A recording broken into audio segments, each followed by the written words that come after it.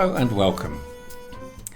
We finished last time by considering possible options or statements we might make to an alleged Crown agent who decided to ignore our initial warnings and proceeded to insist on acting unlawfully, possibly even forcefully, against us. We need to be aware that some of those people, especially police only recently graduated from their training academy, may be woefully ignorant of the law as we now understand it, and may make threats believing that they are upholding the law as they see it, but which we know is merely legislation.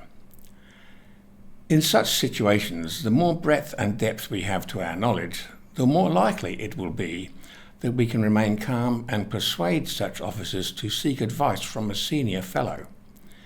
If we speak respectfully but firmly, letting them know that we are aware of our rights and the true law, and that there will be consequences for them if they overstep the mark, we have every chance of ending such confrontations without undue stress or trouble.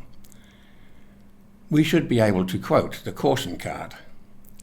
As time passes, if we are doing our duty under Article 61 correctly and to the best of our ability, a growing number of police will be aware of the enforcing of this constitutional protocol.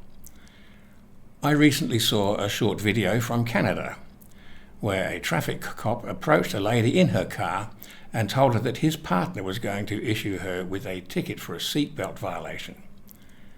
She calmly informed him that he should know that she was standing lawfully under Article 61 of the 1215 Magna Carta, and that his boss knew about it. At that point, the officer simply turned around and walked away, and the police vehicle left the scene. This is the response that we should be aiming for, and it should be obvious that the more people are having such encounters, the sooner will be the day when the bulk of our freedoms are recovered from those who are abusing them. To briefly recap, before we even get to our duties, let's look at the opening statement of Article 61. Remember that throughout the document, the monarch is using the royal we, referring to themselves and all who subsequently occupy that position. Quote, "Since we have granted all these things for God, for the better ordering of our kingdom, and to allay the discord that has arisen between us and our barons, and since we desire that they shall be enjoyed in their entirety with lasting strength for ever, we give and grant to the barons the following security." End quote. There is no clearer answer to those who claim that this clause no longer has any validity than that statement. Our first lawful action under Article 61 is to record our oath, which is our statement of intent to uphold the will of the people. Second, we notify our local bodies seeking to unlawfully command us, whether or not they have issued a specific order recently, of our standing. We then have a file to which we can refer if they later offend against us. Next, we are under royal command to inform as many people as we can of the situation and compel them to do as we have done. We must be able to inform them credibly, that is, without appearing to be mentally unbalanced or incompetent, of the true situation as it now exists in law. We are commanded to distrain and assail the Crown and its agents, quote, "in any way possible, by seizing our castles, lands, possessions, or anything else, saving only our own person and the persons of the Queen and children. Any man who desires may take an oath to obey the commands of the 25 barons for the achievement of these ends, and to join with them in assailing us to the utmost of his power. We give public and free permission to take this oath to any man who so desires, and at no time will we prohibit any man from taking it. Indeed, we will compel any of our subjects who are unwilling to take it to swear it at our command." Unquote. David Robinson endorsed the document, The Theft by Deception of the Great British Constitution, which explains in detail how it is that such an all-important law and its application are known to so few people. And if we want to fulfill our duties diligently, that is required reading. It is freely available as a download from the Practical Lawful Dissent 2 group website on Facebook.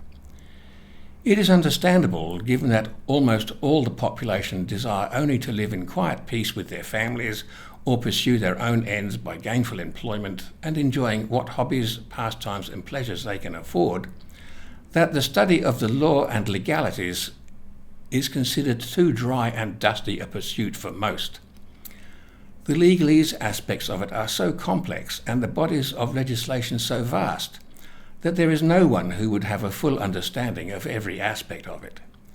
Even the most learned practitioners would have to consult reference books or specialists in certain areas before they could answer any question that might be asked.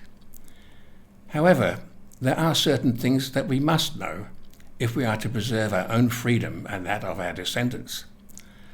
Until certain things become general knowledge, the population at large is still vulnerable to deception, manipulation and various other forms of fraud. This is where the type of work done by scholars like Fitzroy Sterling is invaluable.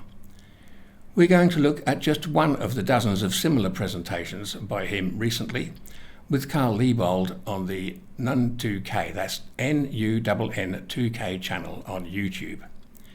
Here we have a list of 7 questions which anyone who purports to run for office as a server of the community should be able to answer. If they can't answer these correctly, look for another candidate. And it follows, of course, that we need to know these answers as well to discern whether our prospective representative is worth their salt. Question number 1, define law. Number 2, define constitution. Number 3, who has the authority to write a constitution? Number 4, what is the defining principle of democracy? Number 5, what is the safeguard mechanism that protects people's capacity for self-determination through self-governance by putting the people in charge of government? Number 6, what does an act to constitute the Commonwealth of Australia mean? And number 7, define the difference between knowledge and belief. Time doesn't permit us to answer all these questions in this video, but the first 3 should be clear enough already. A law is something which endures in perpetuity, binds everyone and to which all consent, which is clearly a totally different thing from a piece of legislation. Legislation can be changed at the whim of Parliament and does not bind future parliaments, unlike constitutional law. A constitution is a set of parameters which define and limit the ways in which a government may behave. It binds the government, not the people, who are each sovereign beings ruling themselves and no others. Who has the authority to write a constitution? Only the people. A government which is created by and answerable to the people cannot write its own constitution. This would place it above the law, which is determined by the people. For a people to allow the government to write the constitution would be to submit voluntarily to slavery, to having someone other than themselves determine how they must live and behave, in a manner that could well be capricious and changeable, according to who is able to gain political ascendancy from time to time. Such a situation could hardly be at greater variance from constitutional order. Questions 4 and 5 require more detailed answers, to which we will return. At this stage, to keep the current theme going, we'll look at number 6. What does an act to constitute the Commonwealth of Australia mean? First, it is self-defined as an act of Parliament. Fitzroy Sterling is fond of the saying, politics is Hollywood for ugly people.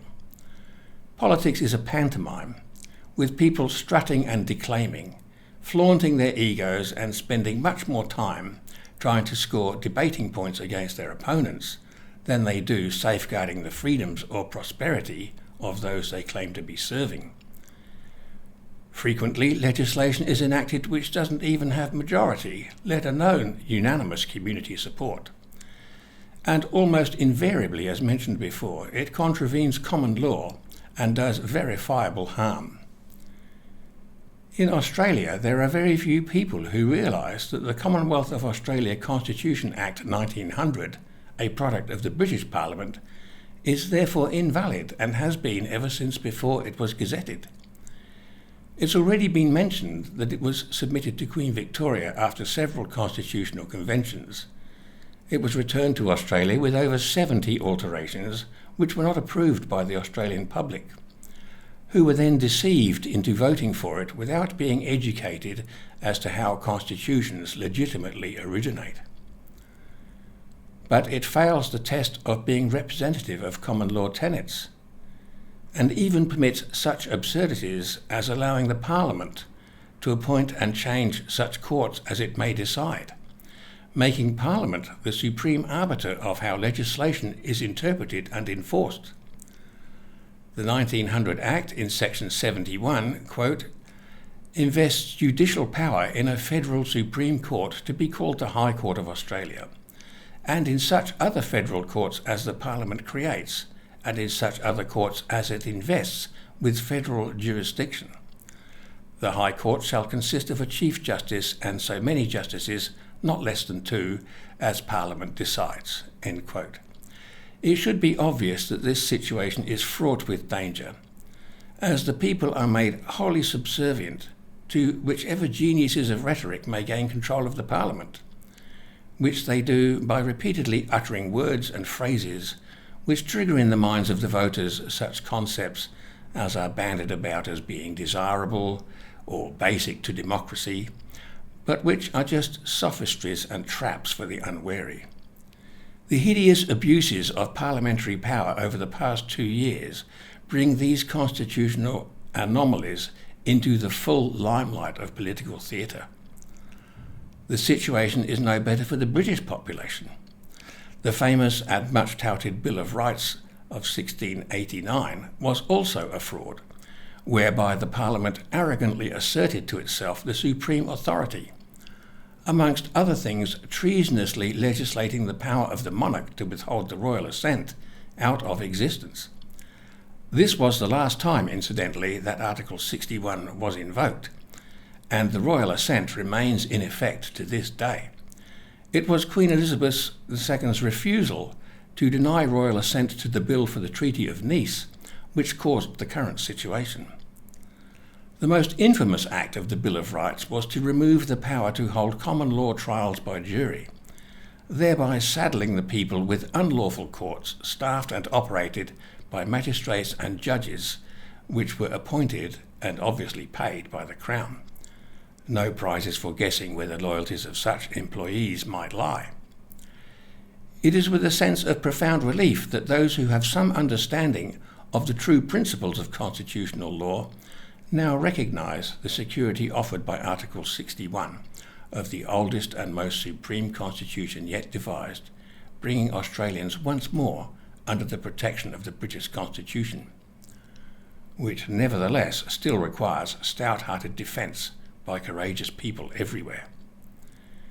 We have done some recapping here, but that is essential when we are learning new concepts and aiming to perform others of their importance.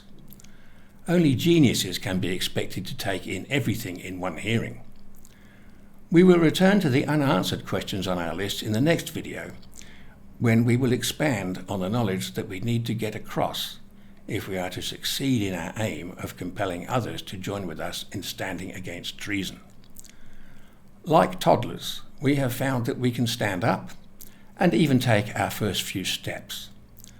But there is still a substantial journey before us, which we need if we are to preserve our newly found freedom for those coming after us to learn to negotiate.